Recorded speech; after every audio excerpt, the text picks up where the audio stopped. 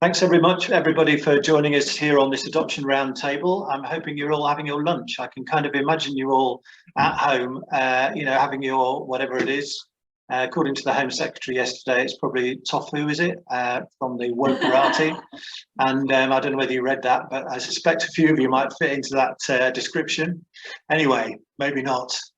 And in a minute, the panel who you can see in front of you, everyone's going to be introducing themselves. But as you know, we've got 2 adoptive parents here, 2 birth parents and 2 adopted people. And they're all people who've been involved in either contemporary or almost contemporary adoption. So it's that we're going to be reflecting on today. And this idea came out of a suggestion by a service user in a survey we had of bringing these parties together. And also by my colleague Tanya, who sat with our young people there. And we thoroughly endorsed that idea that people can come together and build some understanding of people's different points of view. And if we are going to move forward in adoption, then I think that's where it's going to come from, is by people talking to each other, understanding people's perspective, recognizing that everyone has valid points of view and perspectives and different points of view, and that they can sometimes all be brought together. It always amazes me working in adoption by how much empathy there actually is for different participants in adoption. Adopters feeling empathetic towards birth parents feeling grateful towards adopters and that kind of thing. But it also surprises me how little contact and understanding there is going on between those parties. And I know that, some adopted people, for example, have barely ever met another birth parent or an adoptive parent. So it's that kind of thing that we're going to be thinking about today, and just reflecting those different points of view, which there will be. And obviously we'll be doing that with respect to each other. We've had a chance, our little group here, to just meet before the Zoom and say hello, and obviously be respectful in the chat. The chat will be open. And certainly in terms of our participants here on the panel, we've said to them they can leave the Zoom at any time they want to, and we'll have people who will contact them and make sure that they're okay, the ones who are in a different space. And Tanya is there with our young adopted adults here, in fact, just below me in our Leeds office.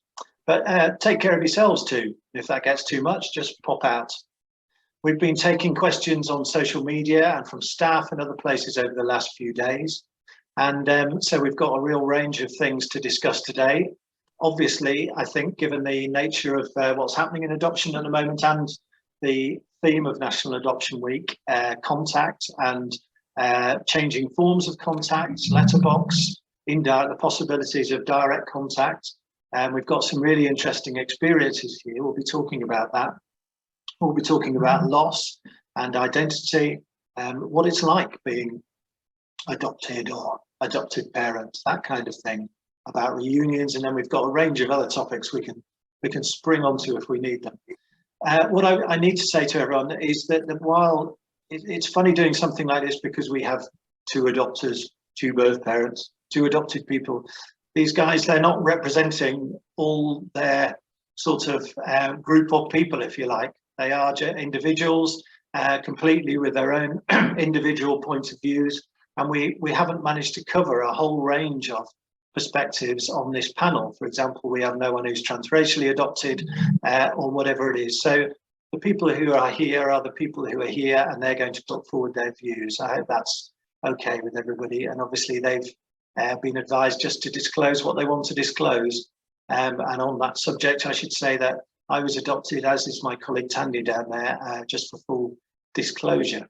So what I'm going to do now is just go around our panel and ask them to give a quick introduction of themselves and their history around adoption, if that's okay. And I'm going to start with you, Clarissa. Hi, I'm Clarissa. Sorry, I'm going to just let you all know now that I've got a 1.5-year-old at home, my son. So if I do mute or come off camera, I'm okay. It's just because I'm probably dealing with him eating cardboard or screaming down the house. So I'm Clarissa. I have 2 older children who were adopted in 2013.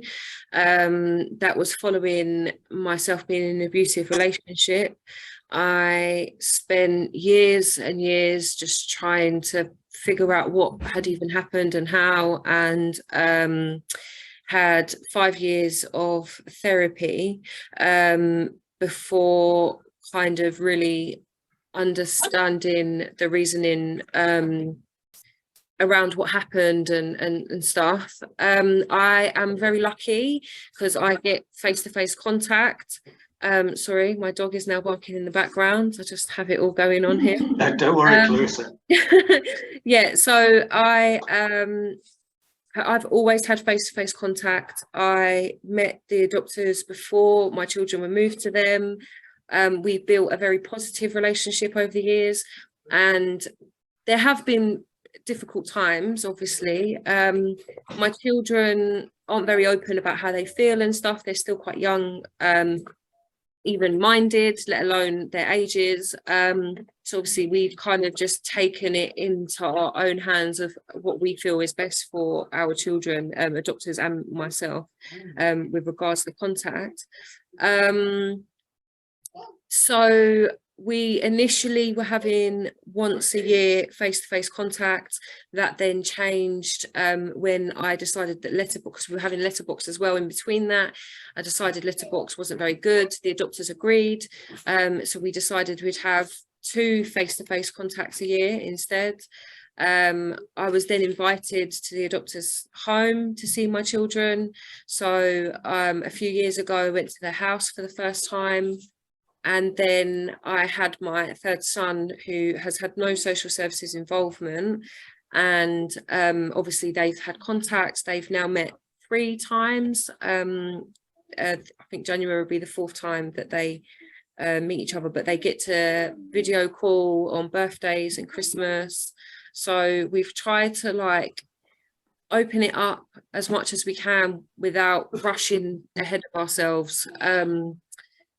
Because we don't know what the impact will be on the kids, and we don't know how they'll handle it or take it. And so far, they're both at ages where they're not really asking a lot of questions and stuff. So it's a lot easier to, not a lot easier to manage, but it's like just we're forever waiting for the unknown, like, if you know what I mean. So we're just trying to cope as much as we can in that process, and building that relationship between us all. Great, thank you, Clarissa. That's really interesting, and as we know, relatively unusual, but it's going to be great to hear about that. Josh, would you like to give a quick introduction? Yeah, I'm Josh, in dark blue next to JP.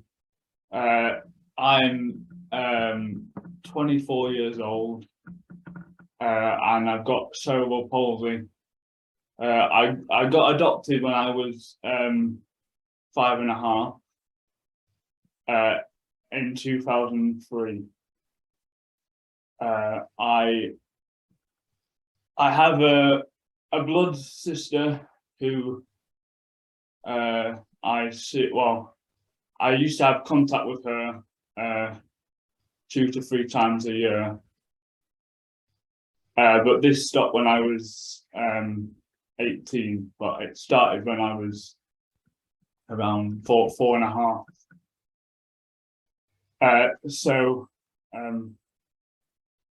that's that side of things, really. And then I got adopted into a family of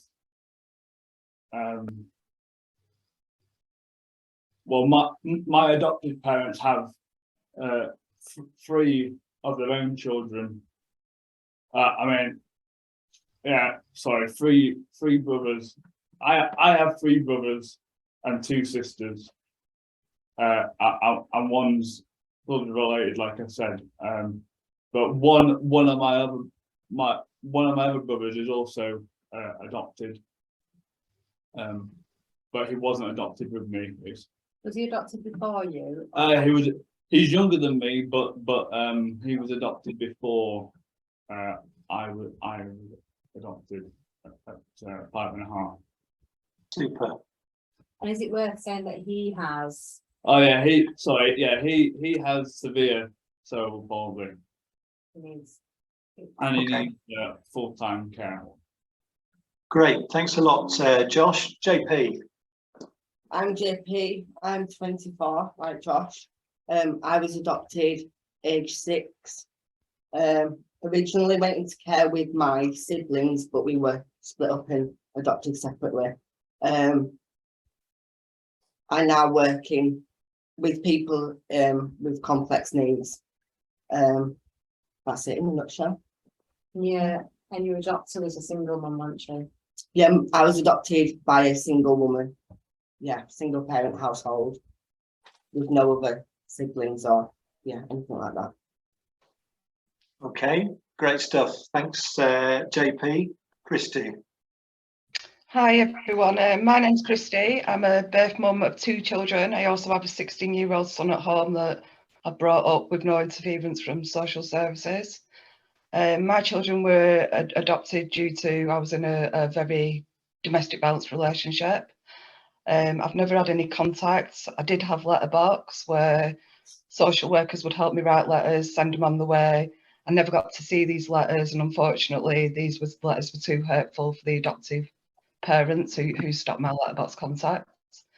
That was in 2008, so going on in life, there was a lot of failings in my story.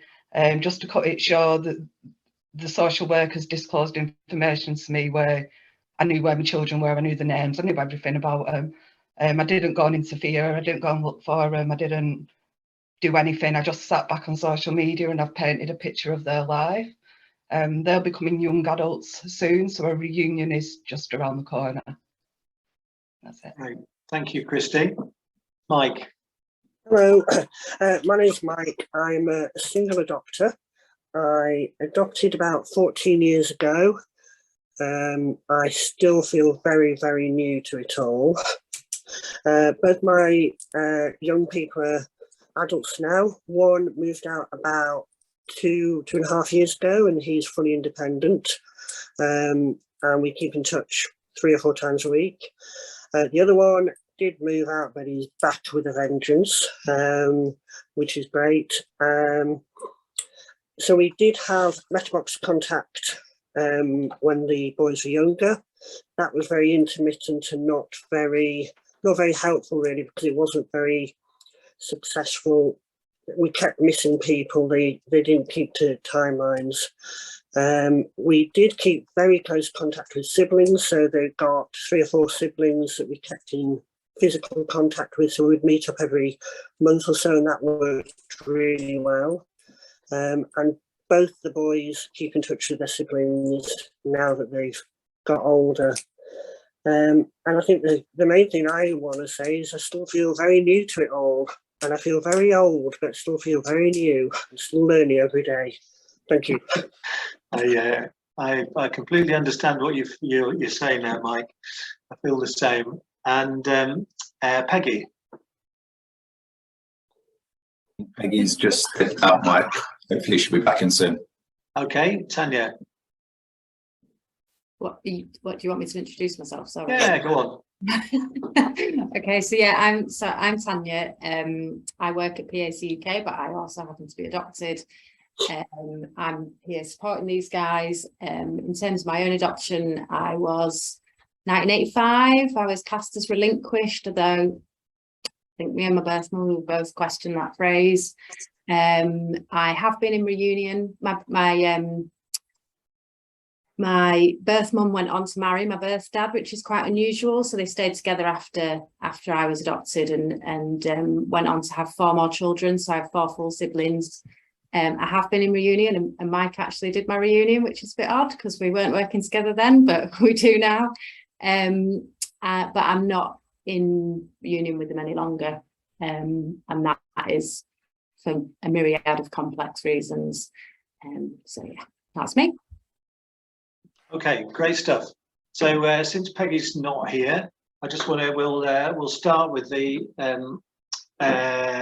first kind of topic really, which some of you have just covered here, to do with contact.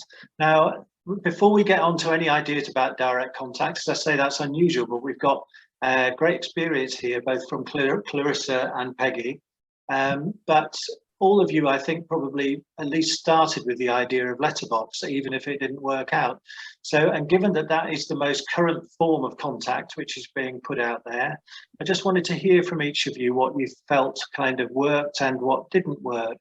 If it's all right, I'm going to just start with JP and Josh, if that's okay, and see what it was like from their point of view. So would either of you like to start us off? Did either of you have letterbox, and what was that like?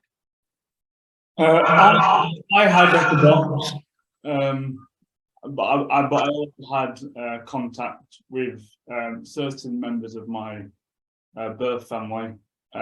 It tended to be my sister and both sets of grandparents.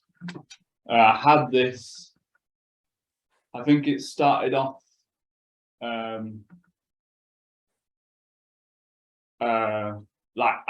so when I was at primary school, I used to see them on a Friday, say, for a few hours. But this is when I was in foster care. So then when I got adopted, it moved to, I think it was twice a year. And then me and my adopted family, my mum and dad, asked the social worker whether we could boost it up to another meeting. So it ended up being 3 times a year. So 1 in the winter, 1 in the summer, and 1 on my birthday. And that happened a number of years, which was good. And then, but they were the only family members that were allowed to see me due to other circumstances and stuff like that. But my birth mum did have a chance to see me within the contact, but she didn't stick by what the social worker instructed her to do, so guidelines to follow before she could possibly see me. She didn't manage that, so that never happened. So yeah, I've not seen my birth mum for about 20 years. Have you had letterbox with her? Yeah, so when I was at contact, the social worker, I didn't really get to know the social workers that were facilitating the meetings. You know, I'd just say hello, but then away from contact, I wouldn't have any sort of input from the social worker. But my birth mum used to write me letters every year about, you know, how her life is and things like that. And then I've kept them all, bar 1 which I lost, which was the very last one I got from her when I turned 18. So and I think it's important to say that, you know, at 18 it was a real crucial point for you, wasn't it, about whether contact continued? Yeah, so basically it was a bit of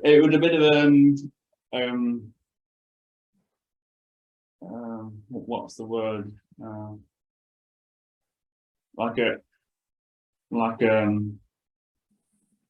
I don't know what the word is to describe it. It was kind of basically I when I turned 18, when I became an adult, I had to decide whether to continue with contact, but I didn't have the support around me at that time from social workers to know what the next step was. So 2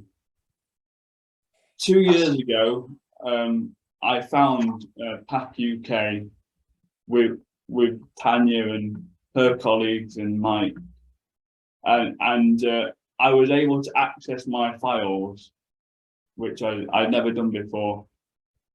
But I I probably could have accessed my files earlier on, but I never wanted to. And I kept getting questioned, you know, nicely, in a nice way, by my mum and dad, whether to explore that. And I always said, no, it's not quite the right time. So when I found PAC-UK, it really helped me to explore the avenue. Yeah, I've managed to go through my files, and actually about 3 weeks ago, I managed to have a reunion with my sister after 6 years. Yeah, because the contact stopped when you were 18. Yeah, You didn't yes, know yeah, so what yeah, to do, and you didn't have the support. that's right.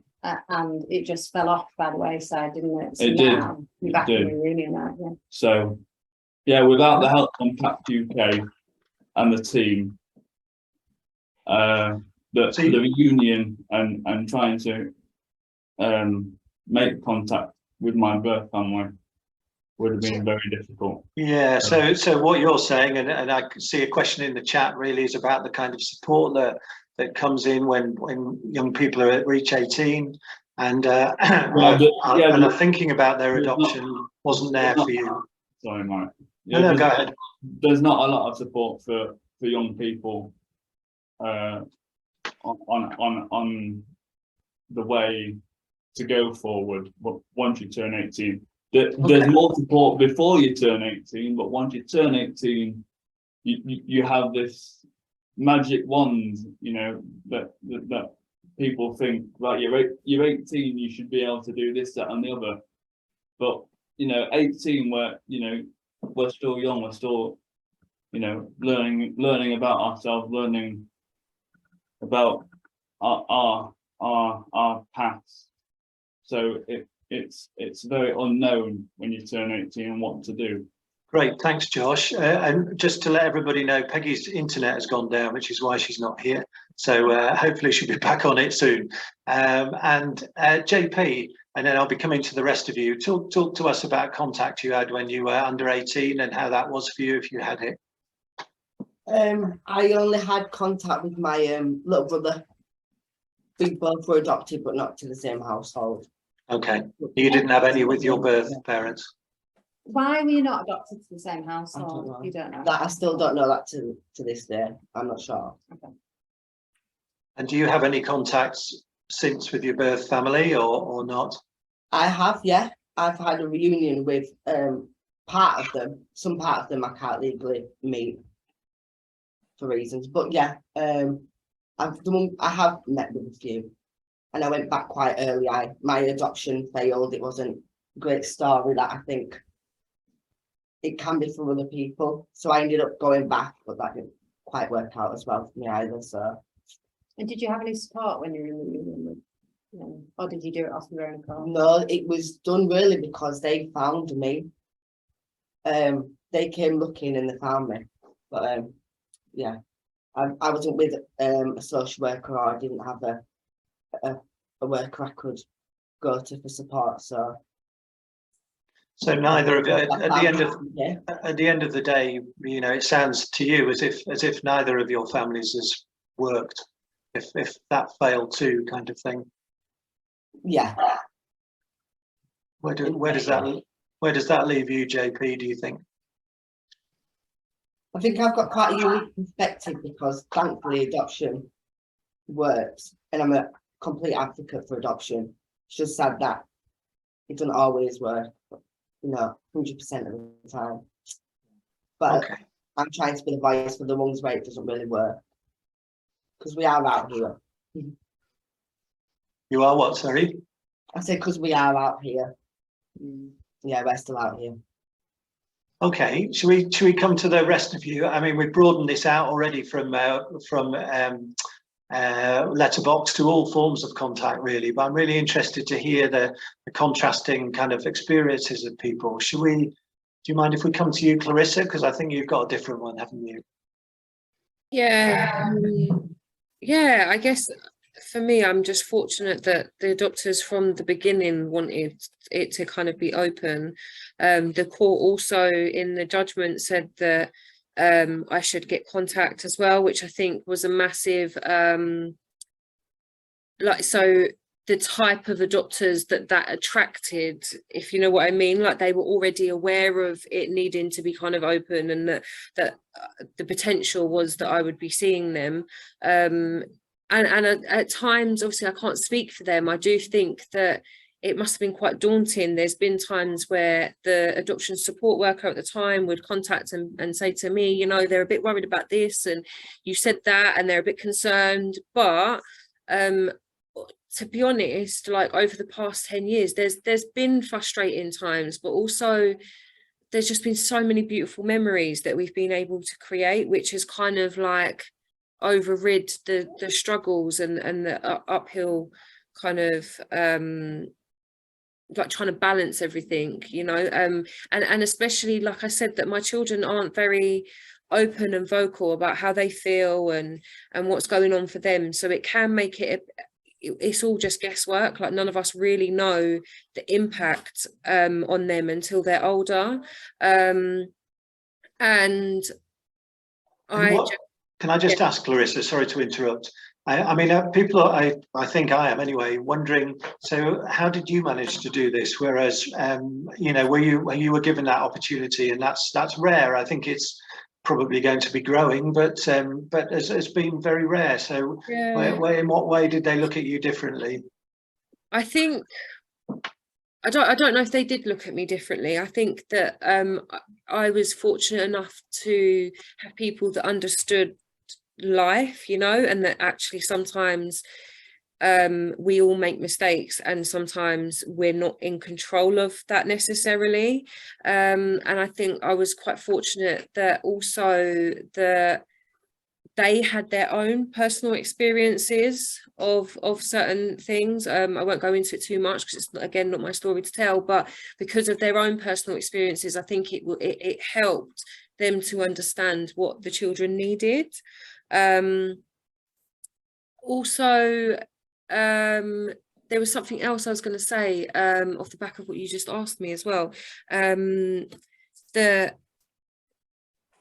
My train of thought's just completely gone. What was I going to say? But Mike, sorry, repeat what you just asked me and it will. So I was just asking you how that had come about, really, I suppose, because it is unusual. Yeah. So yeah, okay.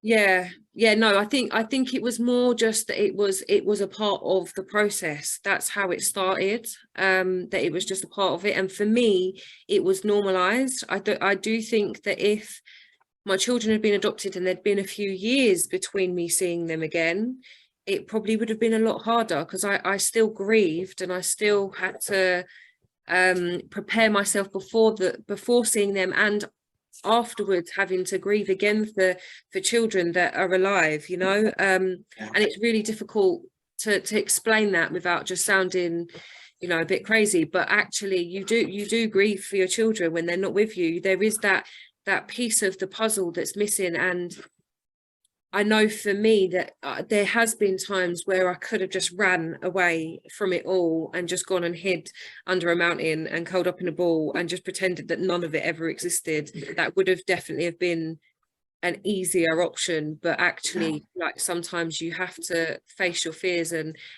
for me, I always knew the importance of being there for my children. I was the only one that was there. I was the only one that can give them those reasons as to why they went into care and why they were adopted. Yeah, no, that's really interesting, Clarissa. Welcome back, Peggy. You okay? Glad you're back here. And I'm going to come back to you in a minute, Peggy, because I know you've got a lot to say about direct contact in adoption, and I am also trying to read the chat, and we'll try and get into your questions too. But Kristy, I know that you grew up with virtually, well, your children grew up with virtually no contact from you. Do you want to just speak about that for a minute and how that's affected you? Yeah, so mine's very, very negative, and it's affected me mentally from beginning to end. I'm still on a journey. So I was given letterbox only once a year. I I moved away from my hometown, but the social worker would still come and visit me where I'd moved to once a year, and she'd write these letters. Now, she'd only take notes of what we wanted to put in, so how my child was doing at nursery, what I was doing for myself, just little things like that. This went on for 3 years. Now, I never got to see one of them letters. I still to this day do not know what is in them letters. But what I do remember is I got a letter back from the local authority one year saying that my letterbox had been stopped because the letters were too hurtful for the adopted parents. And at the time, I was getting counselling from you, Mike. We only just worked this out, didn't we, a few months ago, that it was actually you that gave my counselling 14 years ago. And when I came to you, I remember you ringing the local authorities for me and putting the phone onto me and getting an almighty apology from the head of adoption from my local authority. I can't remember if my letterbox was reinstated. What I do remember is having to make the decision on my mental health, not just for me, but for the sake of my son as well. So yeah, I've had to try and move on in life without any contact. And like I mentioned before, the social worker came out to visit me a few years later and disclosed to me a lot of information to me. So although I've not had contact, I have been watching from afar, and that fills a massive empty void. I know it's not big, you know, it's not brilliant, but it did help. Yeah. Such a contrast to Clarissa's experience and one which is shared by many birth parents, really. Mike, I'm interested to hear from you and what your contact was like with obviously you had some with your boys' siblings, didn't you? But I'm wondering, did they get letterbox contact, and what was that like for them and for you? Yeah, so we started off when the boys first arrived. We'd have letterbox contact every year. And the first year was good. There's quite a lot of personal stuff in there and quite a lot of personal messages that felt quite uncomfortable and confusing for the boys.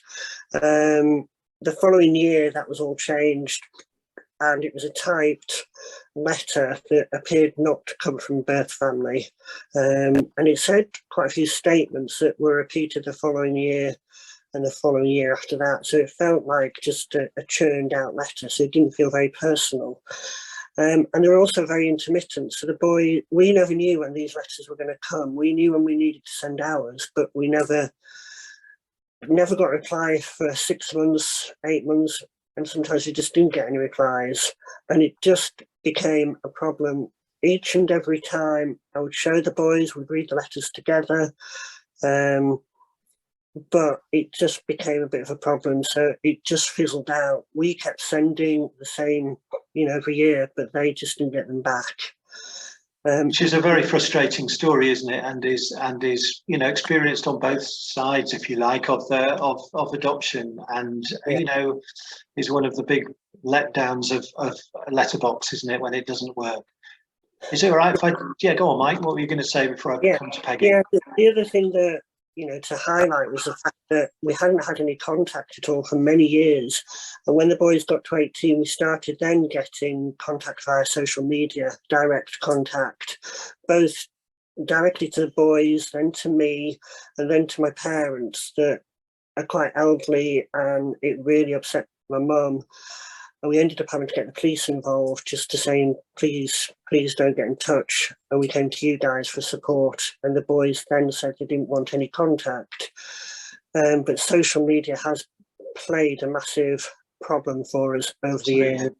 Absolutely, it's opened the door a bit, doesn't it? Whatever. Peggy, let's come to you because you've got a very interesting story to tell, haven't you? Oh, are you unable to unmute yourself? Yeah, great. Go on, Peggy. Tell us about contact. Apologies to everybody, my internet died. So yeah, we adopted 2 boys sequentially, same birth mum, different birth dads, in 2007 and 2008. And we kind of became aware that social media was going to have a huge impact. We were told that if the boys get to teenage years and they don't have all the answers they need about their background and why they were adopted and their heritage, then they weren't going to come to us as the adopters because we've had all those years to give them the answers. They would go on social media and make contact, and indeed lots of, that happens. So as a way of getting ahead of the social media, we decided to have direct contact via email.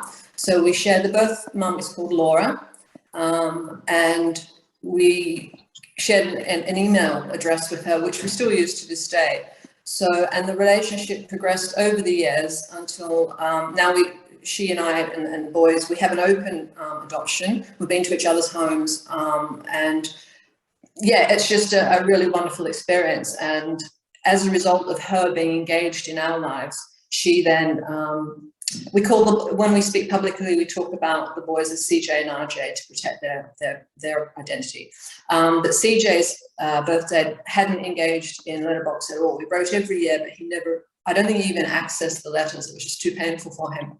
But it was Laura's involvement with us and having had a first meetup. We hate the whole face-to-face contact thing. It's just such a cold way of describing what the experience is.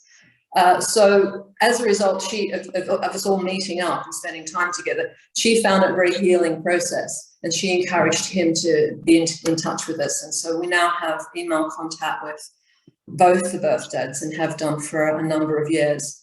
And yeah, and Laura and I, we flew under the radar of social services for the whole time until we kind of popped our head up with a podcast about our journey together. And we realised it was a bit of a hot topic. So that's kind of our story about where we're at. So sorry, I missed the beginning of that introduction. No worries, Peggy. And because I know you, I hope it's all right to ask what may seem a personal question, really. But I think that lurking underneath all this is a fear that adopters, if direct contact is encouraged too much, that they won't want to adopt because they won't. And I think beneath that is some kind of sense that they won't love, own, give themselves, whatever it is, the children in the same kind of way, if that has got some kind of involvement from birth family. I mean, do you recognise that as a thing that's around, and how does that relate to how you've been doing things? I can recognise it as if it was a prospective adoptant, thinking about this for the first time. What we've found is it's actually kind of cemented our role in the children's lives. And to avoid any, I use the analogy of like when I married my husband, I got his, I got all my in-laws, and we're related by marriage law. When we adopted, we were connected to these birth families by adoption law. So we use the analogy, the way to think about it is we're related in a different way. So we talk about having two families, and it's strengthened the bonds because it's taken away any anxiety about who everybody is and what everyone might be doing. And yeah, I redefine my role. I'm a mum, and Laura's a mum, and we're two good mums together, and we both do the best for the boys. But when it comes down to it, I do the parenting. And I think if there's any confusion, the boys, I will come back to, I do the parenting. And they get, yeah, we get that. Thank you, Peggy. That's so interesting. I think what I'm interested to know now really is what listening to Clarissa and Peggy talking about this direct contact. I'm interested in what the others of you make of that. Josh, JP, Mike, and Kristy. Actually, how does that sound to you? Do you just kind of think, goodness, I'm glad that didn't happen, or what? Give me a response to that. Anybody? From my point of view, I'm really like didn't have direct contact. Right from the beginning, it would have made things a lot easier, and I think we would have had the support around that.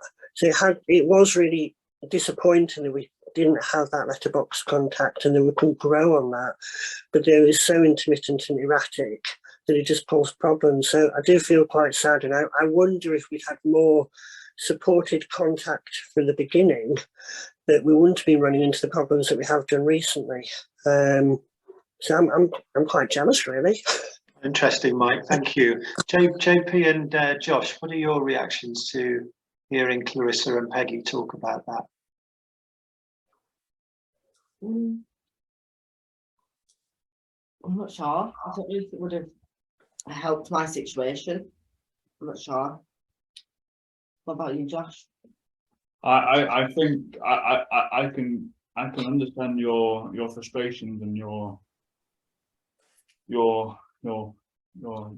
desires, but I can only go on what I've experienced, and for me, it was quite good because I had that consistency over from being fostered all the way up to 18. I was supported by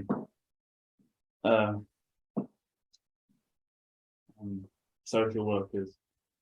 So I think there's something very interesting that you said, Clarissa, actually, about you were saying that obviously because the social workers thought a more open approach to the adoption of your children was a good one, then that attracted the adopters who were also up for going to that. So there's something here about expectations, isn't there, and about people being prepared for that kind of thing and what's going to go ahead and being supported. Interestingly, what do you make of it, Kristy?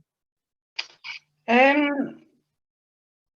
wish I had what Clarissa had. I wish that I'd had that chance to meet the adopters, or for the adopters to even got to know me as a person, or who we're about, or the things that I've achieved in life, and just say I was in a bad situation. My children were never harmed. You know, I'm not a bad person. You know, and I've never had them chances. I've never had them chances. And what interestingly, you guys, Peggy, Clarissa, you've kind of gone it alone, really. I'm wondering what kind of support would need to be put in place to make that possible, that Mike was talking about, really. What support do you think would be needed to make that move to more direct contact? I want to latch on to what you said earlier, Mike, about almost at the matching process, about getting adopters and birth family who kind of go together. One of the things that gave us confidence about sharing an email address with Laura was some research that I found when I went to an adoption conference, Beth Neal's research, saying that contact works best when the adopters are open to it and when the birth family are accepting about the situation. And that gave us the confidence, because we'd met Laura, we knew that we hit the sweet spot. So, and I cannot understand, that research has been around since, for 15 years. I cannot understand why people aren't matched according to that, because I know adopters who would like more contact and then don't get anything, and they're really frustrated. And equally, the reverse. So I think that could be played in sooner. And then you need less support to answer your question. Yes, that's a good point. Clarissa, what do you have anything to add to that? Yeah, it's always a difficult one, isn't it? But I do think that, like, there's a few things as well, because obviously a lot of people are talking about whether the judgments and the orders that are made when children are being adopted, and if social services are open with the adopters when recruiting, and there's lots of other ways that it could be implemented from the beginning, but also I guess to take into consideration the narrative that adopters are being told about birth families. I know that the report that was given to the adopters was very basic, didn't have a lot of details in, kind of was very against me rather than being positive of me. So although I've had a very positive outcome with adoption, and I'm very grateful to the adopters that have got my children, I do think that there is a whole other side to it.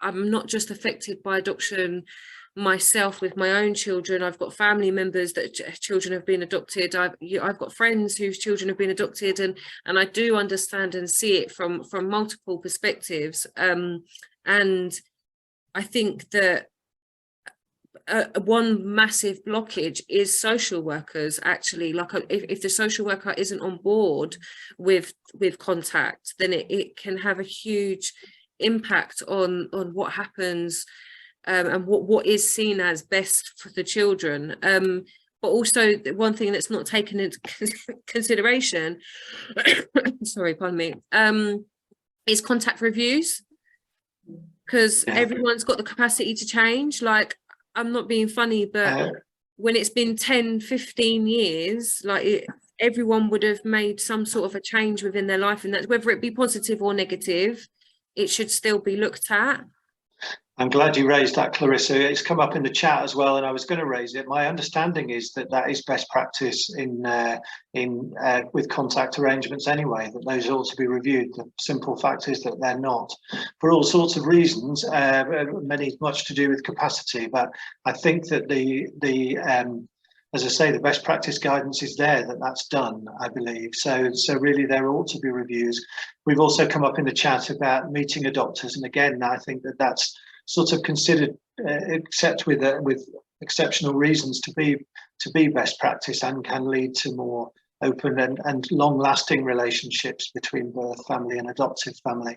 I'm sorry to just answer those myself, but I want to just move the conversation on a bit. We should have done this for 2 hours, and we might even overrun, who knows. But I just want to move on to some other things. One of the questions we were asked was, how has everyone addressed the loss involved in adoption? Because I think it's generally accepted, and you can please refute this if you want to, that there is loss on all sides in a sense within adoption. And I'm interested to hear from you about well, what you think about that. Where should we start? Would anyone like to start us off? Go on, Mike. I can see you smiling away. Why do you talk to us about that? Well, I think the important thing to mention is that my two are adults now, and they've recently stopped having therapy, and I think they could still do with it now. So this sense of loss that they had, having been removed from the birth family and then not keeping in touch with them, I think it's massive, and it goes on for many years, not just for a couple of years, not just as long as a programme of support is put in place. Josh mentioned that when you get to 18, all that support just falls away, and I think you're so right, Josh. You know, we had a package of support in place up until their 18th birthday, and on the 18th birthday, everything stopped. So that sense of loss, that grieving that they were going through, didn't stop on their 18th birthday. And it took us a while to get more support in, and, you know, PAC-UK was there for us. But I'm sorry, but I think part of the problem is that my adoptive parents, so my mum and dad, didn't have any support on how to go through the stages of, that there's my side, but then there's also my adoptive parents, support for them, and they've said to me when I started with PAC, they were very sorry that they couldn't support me. And you have to fight each other step and get that support in place. And they kept apologising for not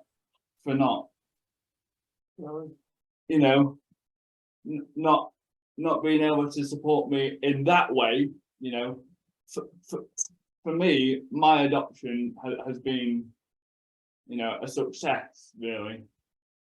I know it's not the case in all parties, but for me it was a success. But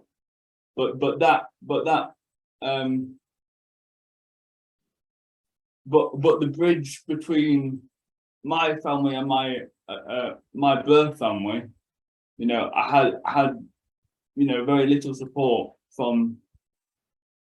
Do you feel, Josh, do you mind me, sorry to cut in, do you feel that you've had support to, I mean, we started with talking about loss, but did it broaden that out? Do you feel that you've had support to deal with your mental health and your well-being growing up as an adopted person?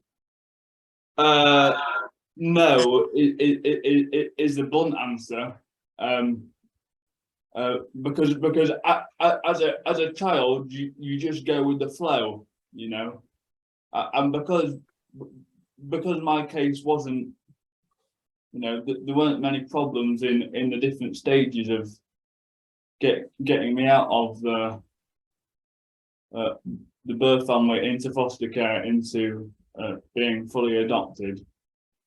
It wasn't complicated. So I forgot what you said, Mike.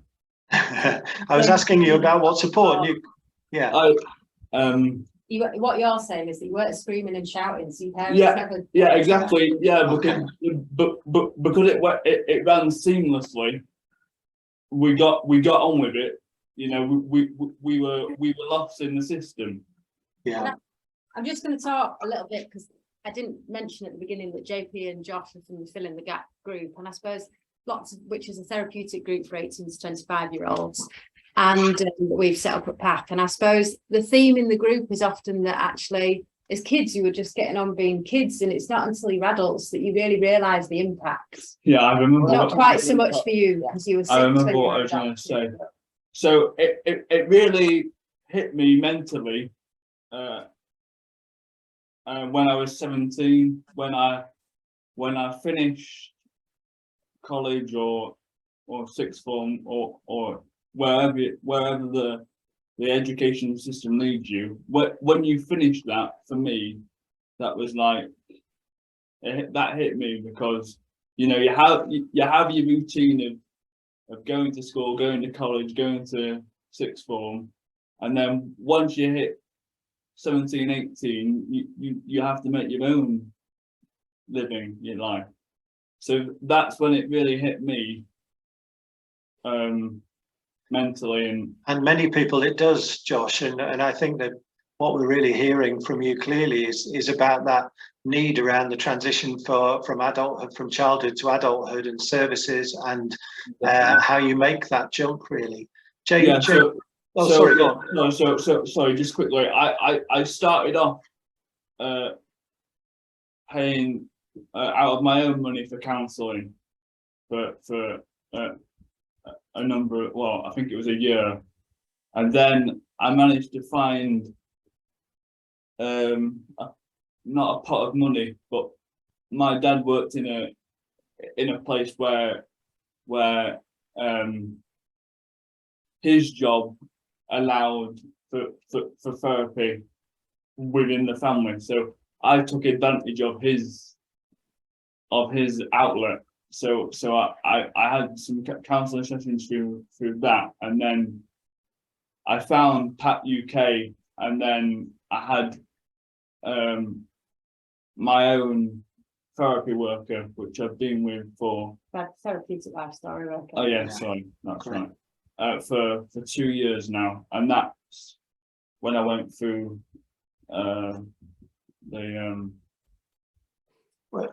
Kristy thanks, Josh. Kristy or Clarissa, would either of you like to come in about on the loss question and what you feel about it?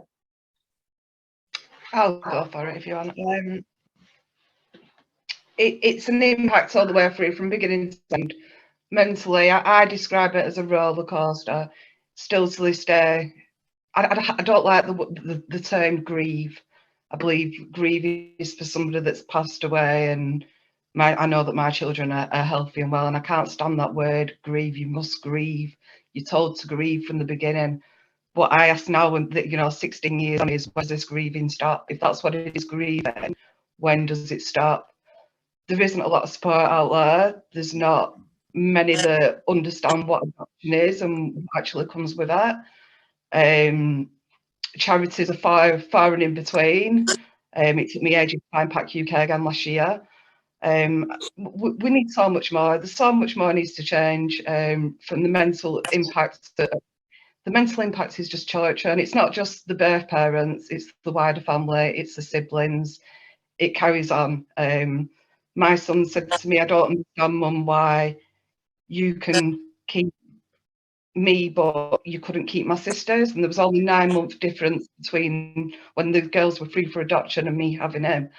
So the trauma just goes on and on and on. We've got so many questions and we still don't have the answers, and we've got to live with this. This is our lives. Yeah, negative. Thank you, Kristy. Peggy, would you like to come in on loss? On loss. I think because of the amount of contact that we've had over the years, just somebody's asked in the chat how old the boys are. They're coming up for 15 and 17 now. And I don't think they'll remember a time when they didn't see Mummy Laura. And so their experience of loss is minimized, I think, because of that. And I think that her experience of loss is also minimized because of that. So, yeah, I see it as a gain. I gained a family, you know, extra family members. So from an adopter's perspective, the loss was dealt with infertility. And then it was because I understood loss and could tap into it, I could help the boy. I could have empathy for the, because as Kristy says, the wider family, they have had no reason to lose a child out of their family. Clarissa, would you like to come in there? Yeah, do you know what? It like what Kristy just said, the impact, and it's not just us, you know, like it goes on. And even so I've got a 7-year-old stepdaughter who has never met my children, and only because she's so inquisitive, and I don't think they're ready for that more than anything else. But she actually asked, so if they're adopted, what's going to happen to Azai? Does that mean that he's not going to be able to stay with you? Does that mean that one day I'm not going to be able to see him? So it's just like there is like a long lasting impact, like even having to explain it, and like obviously Azai will always know that he's got brothers that are adopted. That will be a part of his life.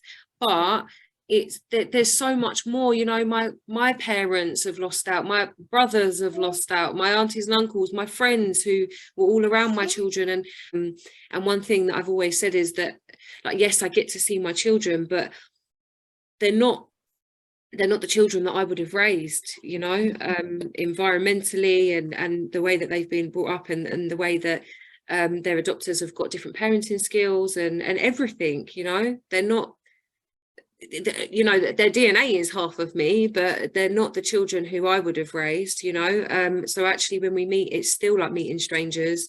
It's a huge loss. It's a huge like, yeah, exactly what you said. It's a roller coaster. It just, and as much as, you know, I try and embrace all of the good days, that sometimes I can't get out of bed, you know, and I just want to cry all day because I miss them and I yearn for them. Like, you know, it's hard to explain. Thank you, Clarissa. Yeah. There's something you've alluded to there, which is, I think, really interesting, isn't it? And it goes, in a sense, back to the contact thing about the cultures that people come from and the environments they come from. There's a great phrase of Stuart Lee's, the comedian who was adopted. He talks about the social weightlessness of adoption, and I take from that the idea that people are picked up and just sort of plonked down somewhere else, really, which is, as an adopted person, a bit how I feel about it, I think. And then what then happens is that you have two identities, for want of a better phrase, two families who are from quite different cultures, really. And that's a real challenge for contact under 18 and over 18, and in a sense, I'm going to say, kind of unifying yourself as an individual, I suppose.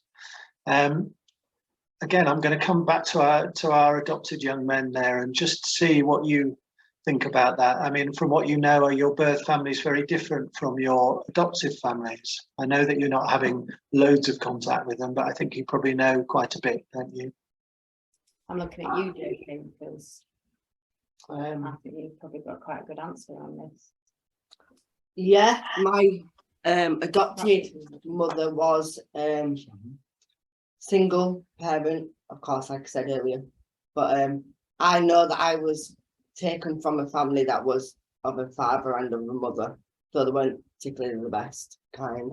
That was a shock for me, big change for me, and I always knew about that growing up. It wasn't something that I could really forget, I think. And I think I'd already been, given my age, I was already pre-molded a little bit by the time I got to be with my adopted mother. Yeah, they lived complete different lives. it's funny because my adopted mother, I think of her a bit like Hyacinth Bouquet, very much like wanting to keep up appearances, very much trying to keep everything posh, prim, and you know, very middle class, very polite on the outside, but on the inside everything's just falling apart. Whereas my birth family is just, it's not very pretty. Still to this day. And where does that leave your sense of identity, JP, in terms of which one do you, or neither, are you just, where do you put yourself, if you see what I mean, in terms of your own identity and culture, I suppose? Dramatically, you make your own family, and you eventually meet people, you surround yourself with people who you want to be your family. Sometimes the one you're born into or the one you're given isn't. I think there's an important aspect that you just missed out of that, and that's that your mum's religion had a really big impact as well. Yeah, I came from a very unreligious birth family to then going into a very, very, very religious adopted family, and that was, yeah, massive shock. Yeah.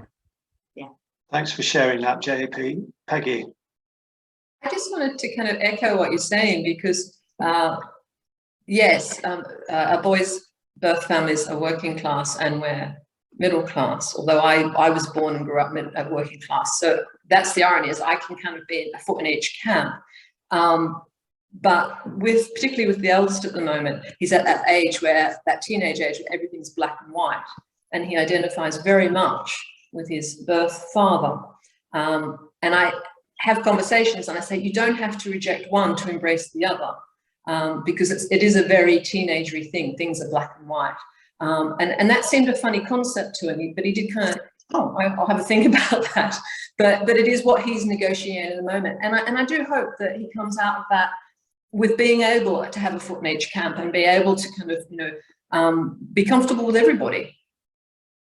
Anyone else want to come in on that that kind of point? What Mike or Kristy, what do you think about Kristy, the adopters of your children, or Mike, the birth parents of your boys? Are they reachable in that sense, or do you feel that there's a big difference there, or what do you think?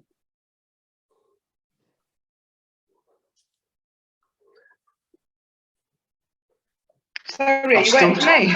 Well, either of you. Have I stumped you there? Sorry. Yeah, you stumped me a little bit there. I can't really answer that because I've never met the adopted parents. So you've just got no kind of knowledge.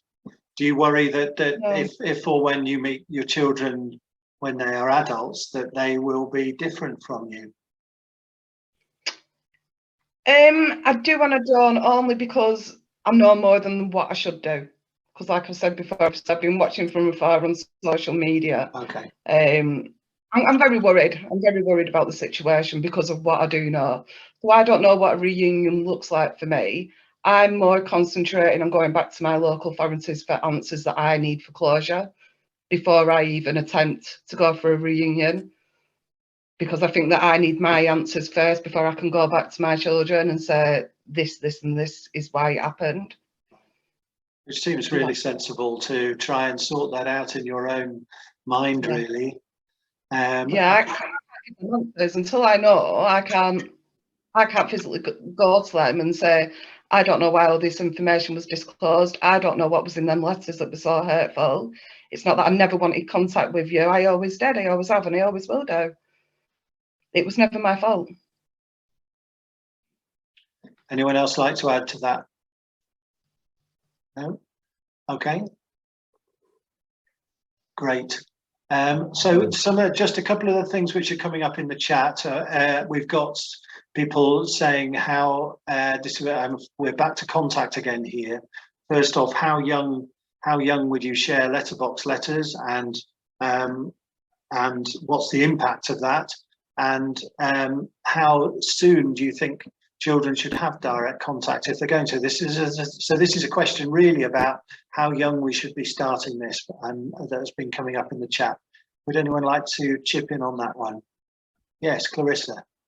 I don't really I don't know if I fully understand. You mean like how young the children should be when they have direct contact, or? Yes, that's one question, and the other one is, if it's going to be letterbox contact, how soon should the letters get shared with the children?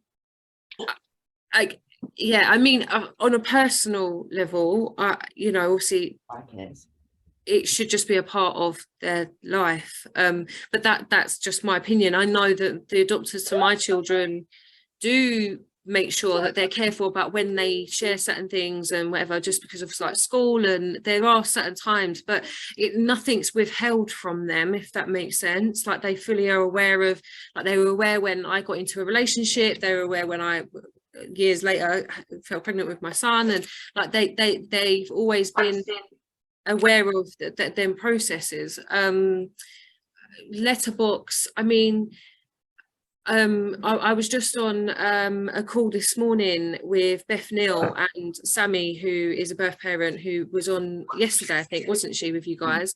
And her letterbox contact's beautiful, and she's always had amazing letterbox contacts, and she writes directly to her daughter, and her daughter writes directly, and that's always been a part of their contact. Now, in my situation, that wouldn't have worked because my children don't like writing. They've got no interest of sitting down to write a letter.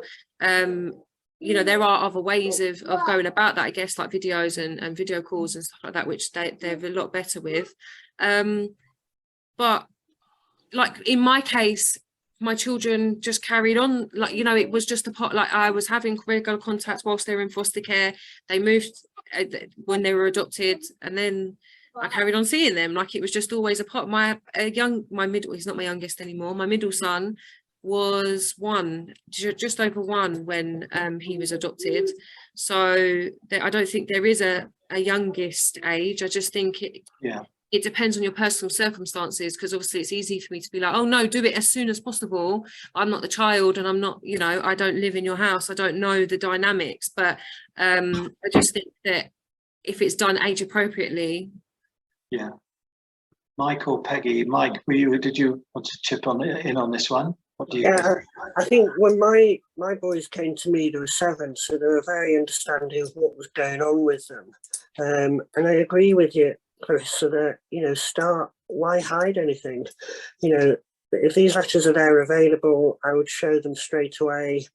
And I think the sadness was that it wasn't then continued and it wasn't sustainable. But I would never not tell them anything. They had fantastic life story books, so they knew their backstory even at the age of 7. So we were very lucky with that. And I just think being open and honest, they knew that they got another sister, which we were promised throughout the pregnancy, that when she was adopted, that there would be open contact in the same way that we'd had with the other siblings, and that was just not carried through. The new adoptive family just said they didn't want anything to do with the birth family, even though they'd all been adopted, and that was shattering for my two, absolutely shattering. But what worries me is then when that child gets to 16 or 18 and finds out that information, how difficult that's going to be, especially when the other siblings have been keeping in touch and meeting up. So yeah, yeah, thanks, Mike. No, that makes absolute sense. I'm just wondering, it leads me to ask Josh and JP whether you think that information was shared with you when it should have been, or too young or too old, or what do you think? So me personally, letterbox ran alongside contact. So for many years when I was younger, my grandparents would have cards, letters, anything that was suitable to be handed over to me, but that was always handed to my mum. And did she share that with you? Yeah. So then I have a memory box at home with all my past life in it. So when I came to access my files, I had that to access to. But when I was so I would get all the letters each year, but they would always get handed to my mum and dad. And then I'd get, like, for example, on my birthday, I'd get loads of cards from aunties, uncles, you know, nephews, So can I just other clarify, family members. did you read those when you were 4, 5, 6? Or No. did they just go in your box and you got them when you were older? They were available to me at any stage, you know, as they came in, but it was my decision to just shelve them until I was ready. And I was ready when I accessed my files. Anyone else want to come in on that? Again, Laura and I had email contact. So when CJ said he wanted to see Mummy Laura, and he was about 5, and we've always been driven by the needs of the children and what they wanted. So yeah, and had we not done what he asked, it was starting to be a behavioural issue. And as soon as we said, yes, we're going to make this happen, he just reverted to the lovely little child he was. Had we not delivered, I think we'd have a very different situation now as teenagers. Yeah. Okay, look, we're a couple of minutes or so away from finishing. I just want to ask one final question, really, which is, well, there's 2 questions. You can answer either one. One of them is what are your hopes for adoption? What would you like to see happening? And the other one is, you know, is there anything that you draw from our discussion today, particularly that you would like people to kind of remember or has stuck with you? So there's a couple of questions there. So should we just you had a moment to think, but would anyone like to come in who's ready? Peggy, would you like to start? I'm ready, yeah. I think in terms of adoption, I would like, and contact, I would like to see it flipped on its head, that not having contact is the exception, and it's assumed that there will be all sorts of different ways of children staying in touch with their original family. And I think that should just flip it on its head. And if it weeds out adopters who can't embrace that, all the better, because I think, in my opinion, my humble opinion, a lot of adoptees grow up having problems because their adopters haven't embraced the idea that they're the second set of parents. Thank you, Peggy. And if you want to, Peggy is obviously one of the 2 Good Mums podcasts that she mentioned, so you can hear more of that wisdom on there if you want to go and search it out. Who else would like to come in on that question? Oh, Clarissa. Sorry, my space button's meant to unmute me and it just took my camera off instead. Yeah, I think that a different type of adopters, in the sense that, like, you know, I just think with that, like what Peggy was just saying, with a different mind frame to, like, because if when my children were adopted, they offered to adopt me too, I would have definitely been up for that. Like, I needed the nurturing and love too, you know, I needed guidance, I needed parents myself, that in that sense, I've got my own parents, but like, you know, if I could have just been a part of that family. So I guess for me, if adoption can change in any way to include where it's possible, where there isn't, you know, danger to the children, and there isn't risks, that actually that we can just be one big kind of blended family. Yeah, I guess that would be like my biggest hope, really. Thank you, Clarissa. Who else would like to come in and share their final thoughts? Clarissa, I love your blended idea. I think that's amazing. And I think had we been blended years ago, we wouldn't be having the same sort of issues that we have over the last couple of years. So I think, you know, I've written down structured contact, and that doesn't mean that it's every year on the dot. It's having it, you know, somebody in control of that from agencies to support birth family and us moving that forward. And I think there's so many ways that young people get in touch with each other these days, that embracing all that is the way forward. I can't remember who said something about not liking writing letters. You know, I love writing letters, but why 2? If you get more than 2 words from them on a message, it's amazing.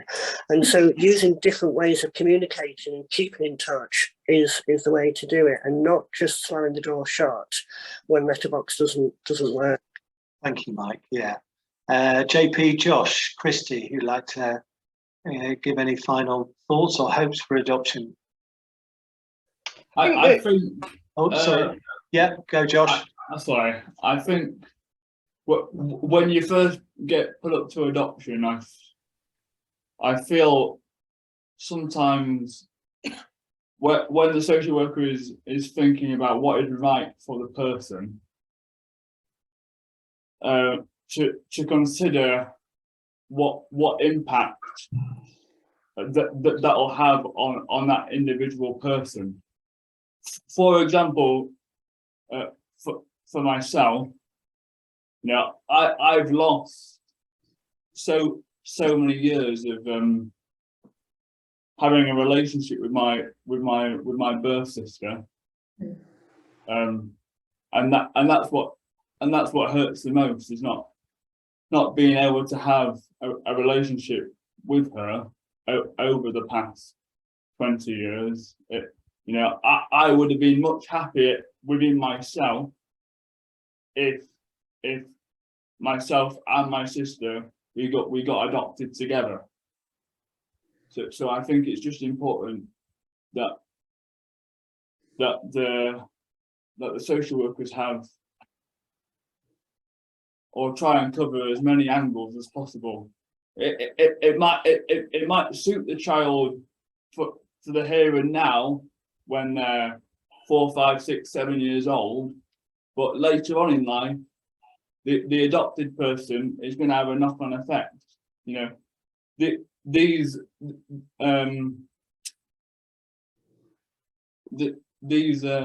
situations that we're all in have a knock-on effect for everyone. You know, not just for me, but it has an effect on my birth family, my adoptive family, and it's how to, you know, move forward, really. Yeah. Thanks, Josh. That's really insightful. Just to say, I want to hear if we can from JP and Kristy, and then we're going to be closing the chat and shutting down. If you've got final things to say, chuck them in the chat. JP or Kristy, who would like to? What about adoption would you like to see change? Based on your, based on your views.